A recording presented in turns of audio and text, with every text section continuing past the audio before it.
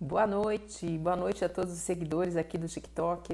Hoje eu estou fazendo a minha primeira live aqui no TikTok. Eu já fazia as lives antes no Instagram, no YouTube e agora cheguei para a gente conversar um pouco mais, conhecer melhor. Hoje estou fazendo uma live surpresa, estou testando como é que funciona, vamos ver se fica direitinho. E eu não coloquei tema nenhum, eu deixei aberto para perguntas e respostas, porque eu tenho visto nos comentários muitas perguntas que não dá para a gente responder de uma maneira resumida, como a gente tem que colocar ali nos comentários dos vídeos. Então, eu vou responder algumas das que estavam lá. E se for entrando mais gente e tiver mais dúvidas, vai colocando aqui. E numa outra live a gente vai marcar com antecedência e vocês vão poder preparar as dúvidas. Então, uma das perguntas que foi repetida, que chegou, boa noite. Galera, quem tiver dúvida, vai postando, tá? E eu vou só responder uma primeira que eu já falei aqui, daqui a pouquinho eu já pego uma outra. Vamos lá ver. Aqui, que eu tô vendo vocês melhor. Queria saber se foi vítima de uma narcisista, o Vanderlei tá perguntando. Vanderlei, nesse caso, eu acho que você tem que estudar como é que funciona o narcisismo, tá? Porque assim, eu teria que fazer uma live explicando toda como eles funcionam. E hoje é a primeira live que eu tô fazendo, é meio que um teste, não vai dar muito certo não. Eu vou mais responder a dúvidas mais pontuais, tá? Para você poder identificar. Aliás, tem bastante material na minha página já do TikTok que você pode dar uma olhada e ter, né, mais ou menos a noção. Nos primeiros vídeos que você assistir, Vanderlei, você já vai saber se é narcisista ou não, tá? Eu sou uma sobrevivente, eu tive relacionamento abusivo com um narcisista. Eu me lembro que quando eu comecei a descobrir os vídeos, os primeiros que eu comecei a ver, eu falava, não é possível. Essa pessoa que está falando conhece esse meu ex-companheiro. Porque eles são narcisistas, são previsíveis, eles têm um modus operandi que se repete, é comum. Então, quando você vê um vídeo, as primeiras dicas que tiver ali, você já vai começar a reconhecer. Mas a pergunta que eu falei que está sendo recorrente nos comentários é acerca de filhos narcisistas. Né? Como lidar com filhos narcisistas adultos e até questionando acerca de filhos que ainda são pequenininhos, são crianças. Eu sempre falo, jamais a gente deve rotular uma criança, colocar um diagnóstico, porque a criança está toda em informação, há muito para ser feito. Você vai poder notar comportamentos ligados à crueldade, à frieza, todo aquele modus operandi do narcisista, ele já começa a ser percebido de uma maneira mais suave na criança, mas está lá. E aí cabe aos pais oferecerem a essa criança um lar estável, com amor, bons exemplos, limites e encaminhar para um atendimento bom, um bom atendimento psicológico. Isso pode fazer muito pela criança. Jamais dizer, essa criança é narcisista, é psicopata, em absoluto, não faça isso. Tudo numa criança está sendo formado ainda, a neuroplasticidade cerebral, em que tudo vai ser refeito. Quer dizer, não vai dar para deixar de ser portador do transtorno, tá? Porque o transtorno de personalidade narcisista, assim como também psicopata, borderline, e a personalidade histriônica, que são os 4 transtornos do que a gente fala que é o cluster B, o grupo B, que está ali elencado no DSM-5. O DSM-5 é o manual dos diagnósticos da Associação Americana de Psiquiatria, é assim, a Bíblia, né? Então, esses 4 transtornos, eu entendo, pelos meus estudos, pelos meus atendimentos, pela minha experiência, que há uma fortíssima carga genética. Eu ainda vou além, por minha conta e risco, que é sim um transtorno. Os 4 transtornos, eles são transgeracionais. Passa de pai para filho, tá? Pode pular uma geração e a gente vai chegar aí no caso de filhos adultos narcisistas, tá? Com pais que não são narcisistas, são empáticos. Então a gente vê que já quem é portador do transtorno, volto a dizer, é minha conclusão, baseada nos meus estudos, nos meus atendimentos, inclusive na minha experiência pessoal, porque eu convivi com muita gente transtornada ao longo da minha vida. Hoje eu consigo identificar, podem ter sido psicopatas, narcisistas, borders, enfim, por experiência própria. Então, é determinado geneticamente. Então, a gente vê que a pessoa já nasce portadora do transtorno e inclusive com o grau do transtorno, porque existem graus, né? Você pode ter um narcisista muito perverso, com alto grau de malignidade ou um grau mais baixo. Ao nascimento, esse grau já está definido. Mas então, Luciana, como é que pode modular isso? Pode. Você pode, dentro de um bom trabalho terapêutico, estimular essa criança a buscar algum tipo de empatia com o seu próximo, né? Quem é o transtornado antissocial, o psicopata, o narcisista, eles não têm empatia emocional, mas eles podem desenvolver muito mais a empatia racional que tem, tá? Então, com uma criança, bons exemplos, lar estável, limites e um bom acompanhamento psicológico, tá? Isso é fundamental para bons resultados. E quando a gente tem um filho narcisista adulto e os pais não são portadores de transtorno, são pais empáticos. O que eu quero dizer com pais empáticos? Nós que não somos portadores dos transtornos do cluster B, lá do DSM-5, como eu expliquei, nós temos empatia pelo nosso semelhante. A dor do outro nos incomoda. A gente tem uma vontade de ir lá, de ajudar, a gente se sensibiliza, nós conseguimos sentir amor, alegria legítima, temos solidariedade, nos arrependemos, pedimos desculpas, temos remorso. Nenhuma dessas características que eu citei, ela ocorre nos psicopatas e narcisistas, tá? Acerca dos borderlines, muitos falam assim que o border tem a empatia, alguns dizem que sim, depende do grau, mas enfim, vamos tratar bastante de narcisista e psicopata, que é o nosso foco aqui. Então, quem são os empáticos? Nós que não somos portadores do transtorno e temos empatia pelo nosso próximo. Então, imagina um pai e uma mãe que são empáticos, não são portadores do transtorno e tem um filho, sim, portador do transtorno narcisista. Mas, Luciana, você falou que é genético, que tem uma forte carga genética. Como é que acontece? Se o pai e a mãe não são, como é que esta criança nasceu assim? Já que nasce com o transtorno definido e o grau também. Porque pode pular uma geração o transtorno. Porque a gente tem o gene, mas não está manifestado. Isso pode acontecer numa série de características genéticas. Então você vai ter um avô, uma avó, depois vão ter filhos empáticos, que serão dependentes e codependentes emocionais, inevitavelmente. E aí, mas eles estão carregando o gene, e esse gene num filho pode se manifestar. Então, assim, a primeira dor de quem é pai de filhos narcisistas e não são narcisistas, não são psicopatas, é a culpa. Porque fica assim, poxa, onde foi que eu errei? O Vanderlei está falando, se eu faço consulta pelo Zap. Eu atendo sim online, pode ser pelo WhatsApp com vídeo, ou pelo Zoom, tá, Vanderlei? Então, eu te passo direitinho todas as informações, tanto nas duas modalidades. Então, aqui a Maria está falando, como identifico o meu filho adulto narcisista? Deixa eu só explicar um pouquinho mais aqui, que eu estava falando sobre como é que os pais reagem, né? Então, a primeira sensação é culpa. Onde foi que eu errei? Por que essa pessoa se tornou assim? Eu dei amor, eu fiz o meu melhor, eu dei bons exemplos, só que não há culpa, porque como eu expliquei, tem essa carga genética muito intensa. Eu coloco que ele é genético. O fator ambiental pode sim intensificar algumas coisas, mas jamais, ao meu entendimento, somente uma causa ambiental desenvolve um transtorno de personalidade. Porque a gente pode ver pessoas que passaram por traumas seríssimos e não se tornaram maus, cruéis, nada disso. Então, não é um trauma, não é um fator ambiental que vai causar. E, aliás, vários especialistas hoje já colocam o seguinte, não tem uma estrutura emocional dentro de um narcisista, de um psicopata para criar trauma. Porque está faltando muita coisa ali. São pessoas que não conseguem sentir amor, alegria legítima, não conseguem sentir nada pelo seu próximo, não se arrependem, não têm remorso, não pedem desculpas. Então, não há o conjunto necessário ali para se formar um trauma. Chegou uma pergunta, né, sobre isso. Ah, mas eu tenho uma orientadora, uma terapeuta que falou que a minha mãe narcisista me ama. Não ama.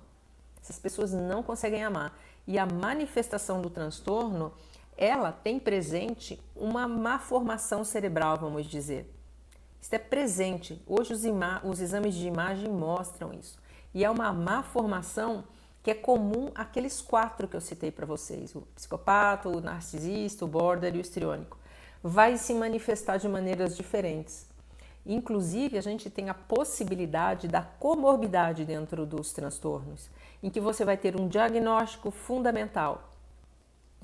Quem consegue levar um narcisista, por exemplo, ao psiquiatra, que é quase impossível, ele só vai se quiser manipular alguém. E o psiquiatra fecha o diagnóstico, é um narcisista. Mas a gente pode encontrar ali traços de um outro transtorno, que não justifica um segundo diagnóstico, mas está presente. Por exemplo, um borderline. Então, porque há uma raiz comum nos 4, a mesma má formação cerebral e vai se manifestando de maneiras diferentes. Mas então a gente vai ter pais empáticos tendo um filho narcisista, um filho psicopata. Aí tem a pergunta aqui da Maria, né? Como é que eu identifico o meu filho adulto narcisista? Maria, se você está fazendo essa pergunta para mim, provavelmente seu filho não é.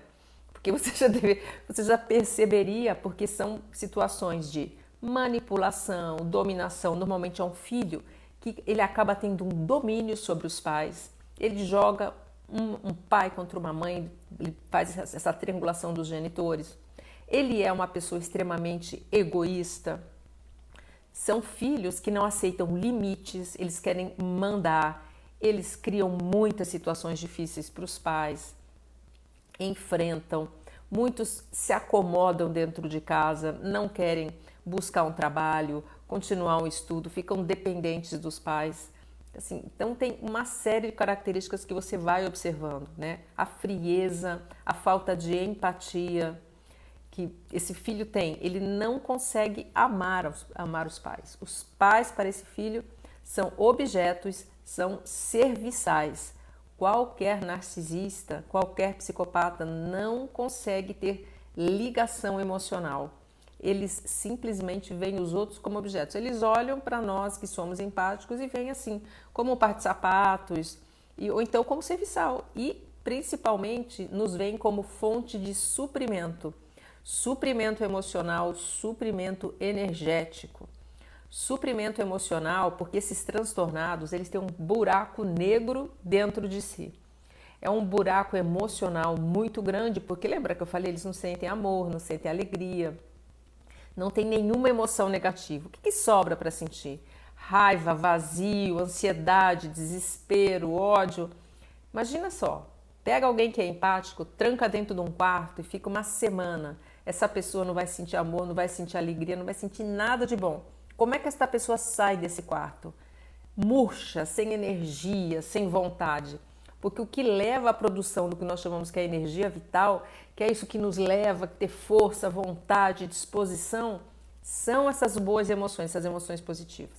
Então, esses transtornados não têm essas emoções, não conseguem produzir essa energia vital.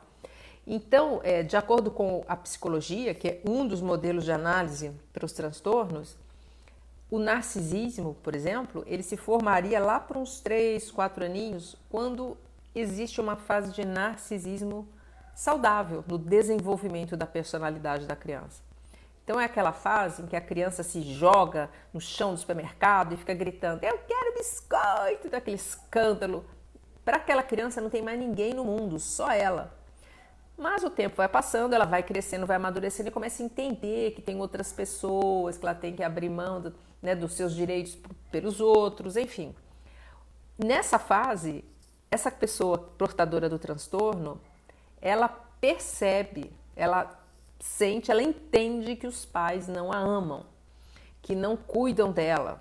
Mas essa é uma explicação da psicologia que, se a gente juntar aqui o fator genético, a conta não fecha muito. Por isso é que eu acho que existe o fator genético. E aí é uma dor tão grande de não receber o amor desses pais, que essa criança fala, sabe por que os meus pais não me amam? Porque eu sou muito ruim, eu sou péssimo, é horrível, eu sou um lixo. É uma dor tão grande que ela rompe a própria personalidade, cria uma falsa personalidade, que vai ser essa narcisista. Porque narcisistas, eles não têm personalidade original, eles não têm ego. Eles vão formando essa personalidade através de pedaços de comportamentos de empáticos que eles vão observando ao longo do tempo para conseguir enganar todo mundo que eles são normais, empáticos, só que não são, porque se eles se mostrarem como são de verdade, frios, cruéis, manipuladores, ninguém vai querer chegar perto, e eles são vampiros, né? Vampiros precisam de alimento, né? Imagina um vampiro sem sangue, ele vai dar um jeito de conseguir o alimento. Então, eles vão criando... Como é que cria essa personalidade? Eles vão observando os empáticos, tanto que é muito comum a gente ouvir os sobreviventes relatarem que esses narcisistas, psicopatas, eles têm um olhar robótico, parado, aquele olhão, sabe, sem emoção, não tem ninguém ali. Nesse momento, eles estão olhando e copiando comportamentos. Então, eles veem que uma pessoa empática vai e abraça um amigo, os dois sorriem, ficam felizes. E aí, o que acontece? Eles falam, entendi, se eu abraçar um amigo, se eu abraçar alguém, eu vou parecer empático. Então, ele puxa isso para sua personalidade. Então, essa criança rompe com a própria personalidade, começa a criar essa personalidade mentirosa. E fica essa dor, essa baixíssima autoestima de se achar um lixo porque não recebeu o amor do pai e da mãe. Então, para tapar esse buraco, é que o narcisista precisa do quê? De aplausos. Como você é maravilhoso, que lindo, que incrível. Então, ele faz aquela fachada grandiosa, poderosa. Né? Muitos se vestem muito bem, são muito vistosos, mas também você pode ter o narcisista oculto, que é o narcisista good vibes, que a gente fala, né? Que é religioso, muitas vezes falsamente bondoso, faz campanha de caridade na igreja, ajuda os cachorros da rua, usa uma roupinha rasgada, porque aí ele consegue os aplausos dessa maneira. É muito vitimista. Agora, esse alimento de aplausos, elogios, esse é o suprimento positivo do narcisista. Então, seria um alimento do tipo um cafezinho com um biscoito. Agora, uma refeição completa para um narcisista, ele ter o empático do lado e ele ver essa pessoa chorando, desesperada, arrasada. Isso seria assim, filé mignon, arroz piamontese, batatinha, suco, sobremesa, cafezinho. Aí eles ficam felizes, porque eles tiram a pessoa do bem-estar e levam, né, para esse buraco, que é onde eles vivem. Então, o narcisista ele tem inveja do empático, que sorri, que é alegre, porque eles não conseguem ter isso. Eles têm inveja de tudo, são invejosos patológicos, mas quando eles conseguem tirar alguém que é capaz de sorrir, de ter esperança, de ter alegria e colocam no lugar de desespero, é o melhor para eles. Então, eles precisam do alimento emocional e também precisam do alimento energético, porque como eles não fabricam energia vital, eles sugam de todo mundo, né, minha gente? Quem é que nunca se sentiu absolutamente exaurido depois de conviver com uma pessoa tóxica, né, com uma pessoa narcisista, psicopata? Então, eles sugam a nossa energia vital. E aí você vai ficando mais fraquinho emocionalmente, tem sua personalidade destruída. Então, imagina esse modo todinho de funcionamento que eu estou descrevendo como um filho dentro de casa, com pais empáticos, pais que têm amor por alguém que não os ama, que a verdade é essa. Pode ser um filho, pode ser uma mãe, um pai, pode ser um marido, uma esposa, um chefe, qualquer um. Essas pessoas não conseguem, não é que elas não querem, elas não conseguem estabelecer um link emocional com ninguém, elas não conseguem amar ninguém, elas não sabem o que é isso. E tudo que elas mais desejariam na vida é ter isso. Por isso, e como é que um empático tem se eu não tenho? Porque eu, narcisista, sou todo de tudo, sou lindo, sou absoluto, sou poderoso. Como é que você tem ou não tem? Então, aplica tudo isso dentro de um relacionamento com o filho. É duro, às vezes, o que a gente diz, qual é a solução para pais empáticos que têm filho narcisista adulto. A gente tem que analisar a situação como um todo sempre, tem que analisar o grau de perversidade, mas a única solução para a convivência com pessoas transtornadas como essas é distância, é se isolar, porque eles sempre vão agir de uma maneira destrutiva em relação a quem está do seu lado, não adianta. Eles funcionam assim. Eles têm um manual de funcionamento instalado, então esses filhos vão instalar caos, desordem, confusão dentro de casa. Que uma outra maneira da gente analisar, né, de checar, será que essa pessoa é narcisista ou não? É que esses transtornados, eles não querem paz, entendimento, eles não querem chegar em acordos e consensos, porque eles não têm isso dentro de si, eles só têm raiva, desespero, vazio, ansiedade. Então, o empático sempre bate com a cara na parede, vamos dizer. que vai se aproximar de alguém narcisista e falar assim, vamos nos entender, vamos colocar paz aqui nessa história. E aí a resposta que esse sobrevivente vai ter a esse pedido vai ser a famosa salada de palavras do narcisista. A resposta é mais ou menos assim, claro, vamos ter paz, afinal de contas você, uma figura iluminada que Deus colocou por misericórdia aqui na Terra, sempre tem razão, sempre é boa, sempre é bom, eu não aguento mais porque eu sou sempre sobrecarregado com as suas demandas de bondade. Ele vai inverter tanto o jogo que o empático no final sobrevivente fala, ai, me desculpa. Então você nunca vai encontrar a possibilidade de ter acordo, entendimento e paz, porque essas pessoas não conseguem e não querem isso, tá? Não desejam. Então imagina um filho convivendo com tudo isso, vai fazer o quê? Trazer caos para dentro de casa.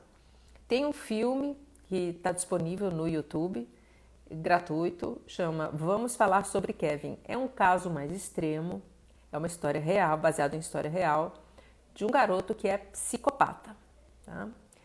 E ali mostra, né, que ele, pequenininho, ele joga o pai contra a mãe e os dois se separam. E tudo que ele quer é destruir a mãe. Então, vale a pena. É um filme pesado, tá? Porque nenhum desses assuntos é leve, não é uma coisa agradável de estar se falando, mas é uma realidade. Hoje já se fala que 25% da população mundial é portadora de transtorno narcisista psicopata. 1 a cada 4. Quer dizer, a chance da gente encontrar na vida, no mundo, é muito grande. Agora, é difícil aceitar, né? Quem tem, por exemplo, uma mãe narcisista. Uma mãe que não ama. Uma mãe que manipula os filhos, explora, maltrata, vê o filho como serviçal. E aí? Nossa, Luciana, que você está dizendo que tem mãe que não ama? Isso existe. Só que ninguém quer ver. Porque não é bonito. Até porque existe um modelo na sociedade que todo mundo ama, todo mundo pode se tornar melhor. Não é, gente. Pessoas que estão dentro dessas categorias que eu citei de transtorno não desejam se transformar, elas não se autorregulam. Se autorregular é olhar para dentro de si e falar assim, tem coisa que não está legal aqui dentro de mim, eu preciso mudar, vou buscar uma terapia, vou buscar um caminho de desenvolvimento, eu tenho a humildade de ver, né, quem eu sou e para onde é que eu tenho que ir. Um narcisista psicopata não consegue fazer isso. O narcisista, se ele olhar para si e falar, sou ruim, é a pior dor que ele pode sentir, ele não quer. Tanto que assim, quando você descarta o narcisista antes dele te descartar, é uma dor imensa. Porque você está fazendo isso, está falando assim, você é ruim, eu não quero mais. Ele entra em modo de fúria. Porque aí é como se fosse aquela criancinha lá de 3, 4 aninhos, birrenta, mimada, vingativa, que entrasse ali. Eu vou acabar com você. Né? É o caso das situações de divórcio litigioso com narcisistas. Quem já passou sabe que é o inferno na Terra. É uma destruição total. Então, veja que assim, dentro de uma família, você ter um filho nessa posição é muito complicado. Porque os pais vão fazer o quê? E aí o que eu disse, não é o melhor que eu vou responder, não é o que todo mundo gostaria de ouvir, mas é a distância. O que você vai fazer? Você vai manter o inferno na sua casa? Não tem solução. Não adianta, não tem, a menos que essa pessoa queira, mas quando eu estou falando da autorregulação. Então, esses transtornados não conseguem se autorregular, eles não vão buscar ajuda. Porque eles não acham que tem nenhum tipo de problema com eles. Nós aqui somos empáticos, fracos, problemáticos, estamos aqui causando problema no mundo. Se eles admitem que são ruins, eles entram na dor e eles não querem isso. Então, não há o que fazer. Tá? Mas, Luciana, Deus não transforma o narcisista. Olha, gente, assim, eu acredito sinceramente que Deus tem capacidade de transformar tudo. Né? Deus criou o universo, continua criando. Agora, Deus transforma quem quer ser transformado. Deus não transforma ninguém para minha conveniência. Olha, vai me dar trabalho, eu ter que me afastar dessa pessoa, eu vou ter que fazer um monte de mudança na minha vida, entendeu? Então, eu não quero. Então, Deus, faz favor, troca essa pessoa, muda essa pessoa, aliás, para que fique melhor para mim. Deus faz isso. Se eu quero mudar, Deus vai me ajudar. Agora, eu quero que o outro se transforme, Deus não vai se meter no livre-arbítrio de ninguém. Então, não há o que fazer. A única coisa a fazer é se afastar. Por quê? Quando você convive, você vai ser destruído. É a necessidade. Cada passo que essas pessoas dão é para destruir quem está do seu lado. É milimetricamente calculado. Vamos dar uma olhada aqui nos comentários. Então, Maria, você me perguntou como identifico meu filho adulto narcisista. Veja se está ficando mais claro para você, tá? Você está dizendo, me sinto serviçal, ele não aceita, traz discórdias, brigas, quase me separei do esposo, não aceita cobrança, me enfrenta. Pois é isso. E aí, como é que faz, Maria? Ele vai continuar assim. Não. Agora, é muito complicado para o pai, para uma mãe olhar e falar assim, cara, eu tenho que me afastar. Jamais, assim, não dá para ter o que a gente chama de contato zero, né? Com um filho narcisista ou com uma mãe, muitas vezes. Porque é uma pessoa tão próxima, o contato zero é o melhor, é a única coisa que resolve, entendeu? É você cortar todo tipo de contato, todas as entradas de informação que possa chegar dessa pessoa e que possa ir de você para ela. Só que não dá para ser como é um filho, mas dá para ter a tal da pedra cinza e distância, encontrar de vez em quando. Pedra cinza é aquela técnica da cara de paisagem. Lá vem o transtornado te perturbar, para te ver triste, para te fazer chorar, para te estabilizar e você nenhuma reação emocional, nem bom, nem ruim, nada. Por quê? Quando você está atenção recheada de emoção, você está dando o alimento que ele procura. Então, quando você fica triste, chora, ele... Ai, tá vendo? Eu tô levando ela aqui pro buraco onde é que eu moro. Eu tô levando pro inferno onde é que eu moro. Quando você não dá atenção, ele não tem alimento, ele vai desistir de você, temporariamente, e vai buscar outra fonte. Então, no caso, mas é muito complicado, porque essas pessoas chegam perturbando, elas vão no ponto fraco, elas não têm empatia, elas não se importam com o sofrimento. Então, você fica fazendo essa prática há muito tempo, chega uma hora que você explode. Mas é o melhor. Então, com um filho, não tem o que fazer. Ele vai ter que crescer, principalmente se ele já é adulto, na hora dele ter a vida dele, se ele já não tiver. Se ele estiver fora de casa, bem melhor. Agora, se ele mora com vocês ainda, esse é um outro aspecto que eu falo muito nos meus atendimentos, né? Da necessidade de filhos terem sua vida, irem, assumirem responsabilidade, pagar aluguel, pagar boleto, ter suas famílias e não ficarem presos nas famílias de origem. Porque eu vou fazer uma live aqui, galera, só de dependência emocional. Porque se há uma coisa que segura a vida da gente, em todos os aspectos, é dependência emocional. Dependência emocional segura a prosperidade, segura relacionamento, segura sucesso, tudo, até saúde. Porque quando a gente está com a nossa perna das emoções lá atrás, presa com a família de origem, até para ganhar dinheiro é difícil. Imagina se eu estou presa, se eu tenho ali aquele pai problemático, aquela mãe problemática, aqueles irmãos que tem que tomar conta. Se eu tiver sucesso, se eu for rica, como é que faz? Eu vou perder o amor dele se eu tenho independência emocional? Então eu fico aqui, no mesmo lugar. Então este filho tem que ir agora. E os pais, eu sugiro, busquem ajuda terapêutica, porque é muito complicado lidar com isso. Não é uma questão simples, são emoções muito profundas que estão envolvidas, precisa de ajuda. Então, a Maria tá falando que ele está dentro de casa, estou sofrendo, ansiosa, triste. Pois é, e vai continuar, Maria, triste, não vai melhorar. E o que acontece, gente? Quando a gente está dentro de um relacionamento abusivo, permanentemente a gente se sente pisando em ovos. A gente não sabe de onde é que vem o grito, o estresse, o maltrato. Então a gente está sempre ligado. Então é adrenalina e cortisol no sangue rolando o tempo todo. Esse excesso de adrenalina e cortisol impacta diretamente no nosso funcionamento cerebral. O funcionamento cerebral começa a ficar todo desregulado. Você começa a ter uma série de substâncias em excesso, em falta, circulando pelo seu corpo, que vai comprometer a sua saúde física. Agora, o cortisol, em especial, ele tem uma ação de encolhimento do cérebro. E, principalmente, o encolhimento de um pedaço chamado hipocampo cerebral, que é onde são processadas as memórias. Pode ver o quanto que é comum quem sai de relacionamento abusivo ou ainda está lá, começar a falar assim, nossa, como a minha memória piorou. Cara, eu não lembro das coisas. Ou quem teve uma infância muito traumática, muito difícil, fala, nossa, eu não lembro da minha infância, não lembro de nada. Por quê?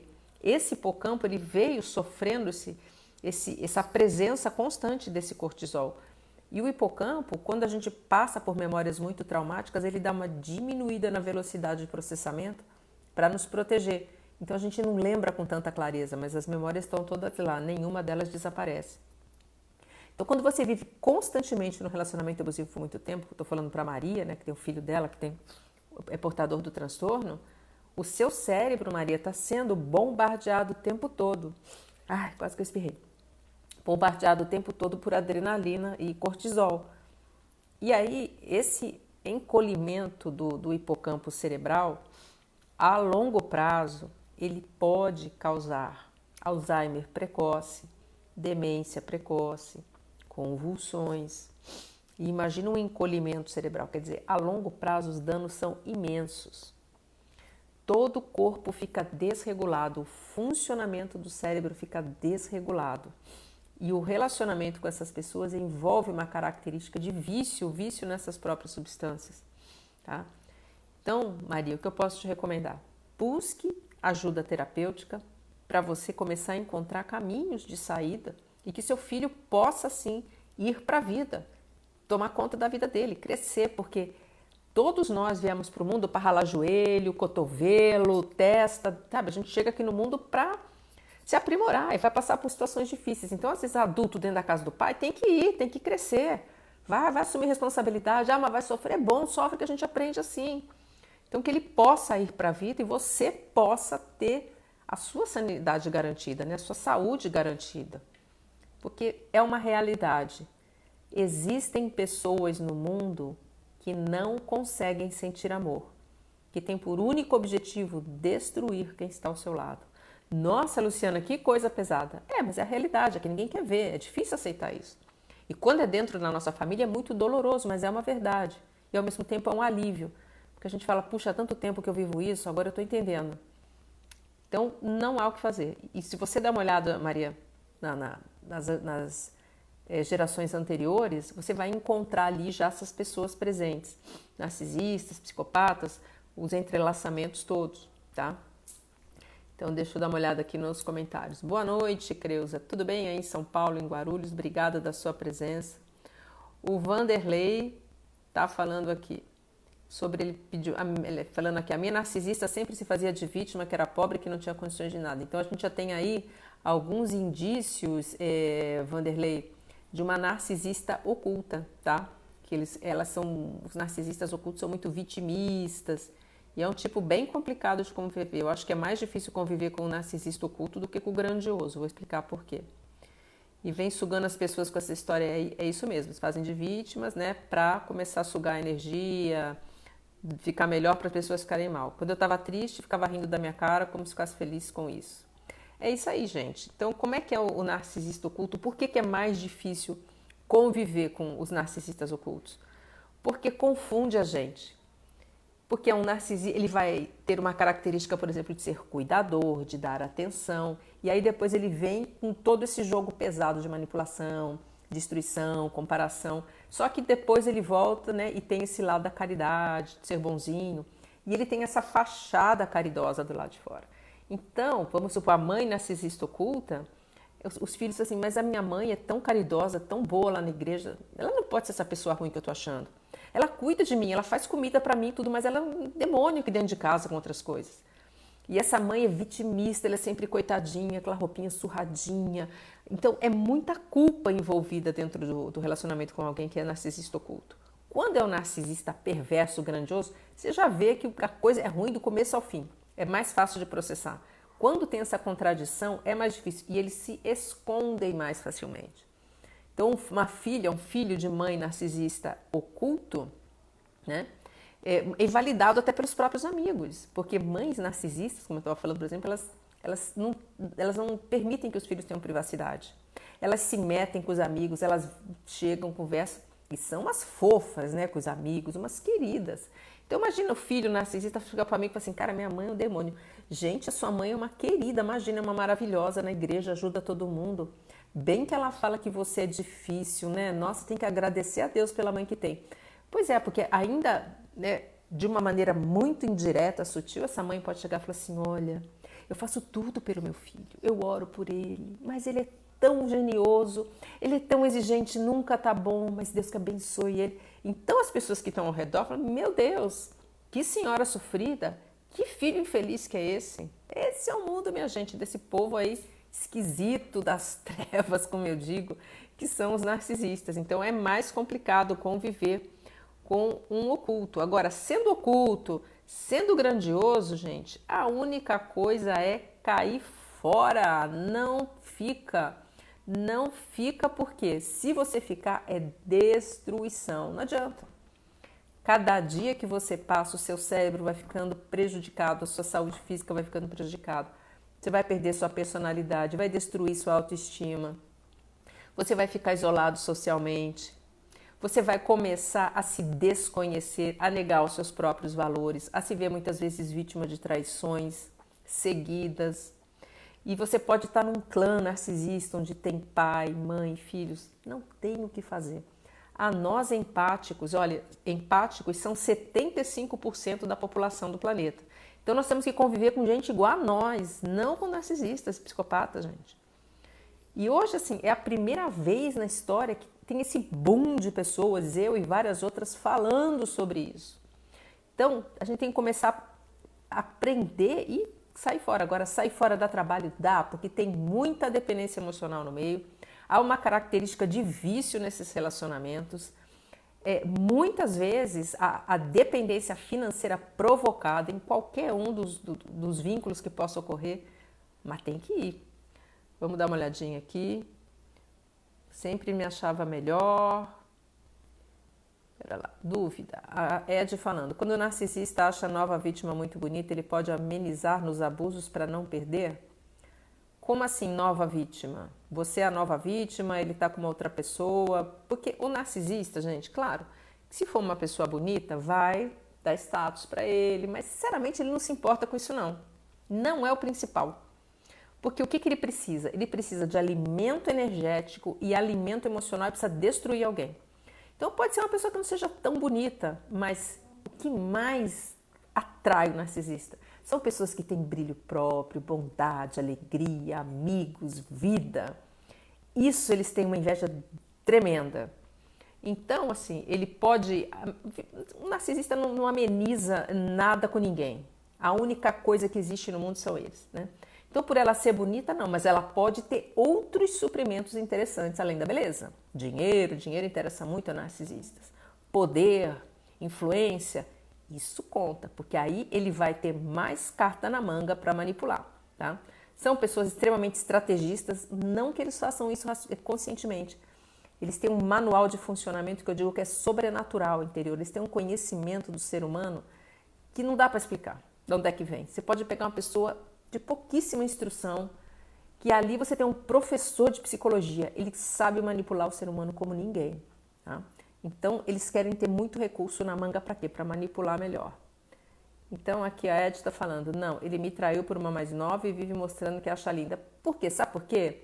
Que ele vive mostrando que ele acha linda, que é para fazer você sofrer, Ed. Não é porque ele está feliz, não é porque ele acha ela linda, porque ele quer ver você mal. Olha o quanto nós, empáticos, somos importantes e fortes. Porque esse movimento todo é para te destruir. Ele não está nem aí com a vítima, porque essa vítima para ele, gente, é como se fosse um cabide, um guarda-chuva. É isso, é um objeto, não é alguém com conexão emocional. Então, quando ele vai e fica mostrando que... Porque ele sabe que vai doer em você, entendeu? É só esse o jogo, porque esse povo, eles são robôs biológicos, eles não têm emoções. Então, assim, e olha, se ele tem uma nova vítima agora, muito provavelmente tem muitas outras acontecendo ao mesmo tempo, tá? Porque narcisistas, eles costumam ter um harém funcionando. Tem um vídeo meu que tá só no YouTube, tá disponível no YouTube, que eu falo do harém narcisista. Ali tá elencado todos os papéis, as ramificações, todos eles têm isso. Então, assim, infelizmente, é isso que acontece. É um monte de traições e o quanto que é comum também, eu sempre falo isso, a promiscuidade. São pessoas que não têm conexão emocional, então eles se envolvem nas práticas, nas parafilias, né? Que são as práticas sexuais não aceitas pela sociedade. A bissexualidade é muito comum entre eles, porque eles não têm uma identidade. Então, por exemplo, o que é um homoafetivo pode ser, por exemplo, um homem que ele tem uma identidade de mulher. Então, ele é homoafetivo, ele vai ter um companheiro também do mesmo sexo. Agora, os narcisistas, psicopatas, eles não têm essa identidade. Para eles, o que interessa é suprimento, poder, prazer. Então, homens, mulheres, eles se envolvem nesse mundo todo, tá? Então, quando a gente... O meu canal no YouTube, Maria, é o mesmo nome daquilo, Luciana Dinucci Terapeuta, tá? Tem bastante vídeos lá. A minha página é nova aqui no TikTok, ainda tem bastante coisa lá, bastante vídeos. Falo muito sobre os seres sem alma, sobre a espiritualidade. Aos poucos eu vou começando a colocar também aqui na página, tá?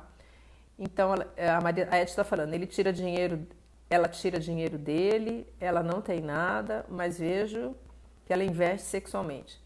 Então, para lá, você tem um ex-companheiro narcisista que está com uma nova vítima, e essa vítima está tirando o dinheiro dele.